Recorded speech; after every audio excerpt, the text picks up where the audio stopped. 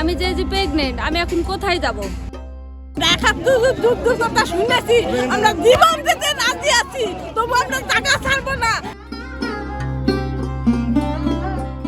রাত নামার আগেই ভেঙে পড়েছে ঘর, উড়ে গেছে টিনের চাল, ছিন্ন ভিন্ন হয়ে গেছে 4 দশকের স্মৃতি। রাজশাহী নগরের 17 নম্বর ওয়ার্ডে এখন শুধুই ধ্বংসস্তূপ আর খোলা আকাশের নিচে অসহায় মানুষের দীর্ঘশ্বাস।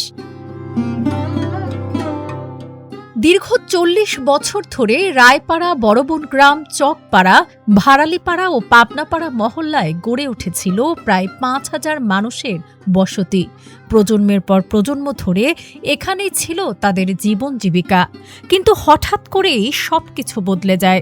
অভিযোগ উঠেছে, আদালতের রায় পাওয়ার দাবি করে 2 ব্যক্তির ওয়ারিশরা গত রোববার দুপুর থেকে কোনো পূর্ব নোটিশ ছাড়াই শুরু করে উচ্ছেদ অভিযান। আমাদের 5 মিনিট তলে পড়ে আছে। আমি যে প্রেগনেন্ট, আমি এখন কোথায় যাব? আমাদের রাস্তাটা ঘাটে পরে থাকতে হবে। আমাদের একটা সময় দিক, কি 3 দিন দিক, কি 2 দিনে 1 ঘন্টাও দিক। 1 ঘন্টাও আমাদেরকে দেয়নি যে আমরা জিনিসপাতি বাইর করব, কি খাবার টাওয়ার বাইর করব। চুলা ডোজার দিয়ে যায়, চুলাতে আমার তরকারি ভাত সব আমাদের উল্টে ফেলে দিয়েছে। হাঁড়ি পাতিল আমরা কিছু বাইর করতে পারিনি। হঠাৎই উচ্ছেদে ঘরহারা হয়ে খোলা আকাশের নিচে দিন কাটাচ্ছেন হাজারো মানুষ। পরিবার পরিজন নিয়ে মানবেতর জীবনযাপন করছেন তারা। সেই ভুক্তভোগীদের একজন রিনা বেগম। তিনি জানান, এক মুহূর্তেই সবকিছু শেষ হয়ে গেছে তার।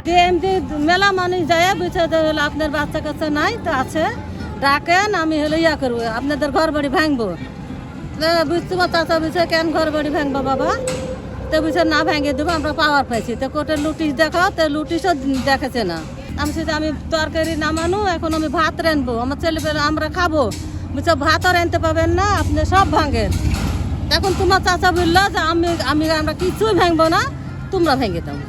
এই আকস্মিক ঘটনার প্রতিবাদে ক্ষুব্ধ এলাকাবাসী রোববার সন্ধ্যায় রাজশাহী নাটোর মহাসড়ক অবরোধ করে বিক্ষোভে ফেটে পড়েন। উত্তপ্ত পরিস্থিতির মধ্যে আপাতত উচ্ছেদ কার্যক্রম স্থগিত থাকলেও এলাকায় এখনও বিরাজ করছে থমথমে অবস্থা। উচ্ছেদের সময় অ্যাডভোকেট কমিশনারকে ম্যাজিস্ট্রেট পরিচয় দেওয়ার অভিযোগে স্থানীয়দের সঙ্গে সংঘর্ষের ঘটনাও ঘটে। অভিযুক্ত পক্ষের দাবি, আদালতের রায় অনুযায়ী তারা নিজেদের জমির দখল নিতে এসেছেন এবং উচ্ছেদ হওয়া মানুষদের পুনর্বাসনের কোনো সুযোগ নেই। উচ্ছেদ মামলার রায় দিয়েছে আমাকে 23/9/25। আমি যখন দেখলাম যে আমার অর্পিতর অংশ তারা লিজ দিল বা পরে আমাকে যে অংশ ছেড়ে দিল, তখন দেখলাম যে আমার অংশের উপর মানুষজন বাড়িঘর বানিয়েছে। তখন আমি চিন্তা করলাম যে আমার এটার প্রতি উচ্ছেদ মামলা করতে হবে, না হলে তো আমার তো সবই চলে গেল, সবই শেষ।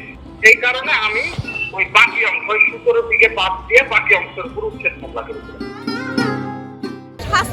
এই জায়গার দাবি করছে, আমরা 71 যুদ্ধ দেখি নাই, আমরা 71 যুদ্ধের কথা শুনেছি, আমরা জীবন দিতে রাজি আছি, তবু আমরা জায়গা ছাড়বো না। আমরা লাশ হবো, তবু আমরা জায়গা ছাড়বো না। আমাদেরকে তারেক জিয়া ফ্যামিলি কার্ড দিতেছে, সেই ফ্যামিলি কার্ডের বদলে আমাদেরকে এই দিচ্ছে নাকি? এই দিচ্ছে আমাদেরকে।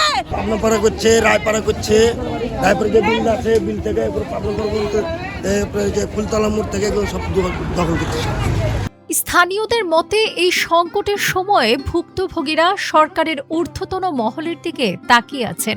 তাদের আশঙ্কা, দ্রুত পুনর্বাসনের ব্যবস্থা না হলে এই সংকট ভয়াবহ মানবিক বিপর্যয়ে রূপ নিতে পারে।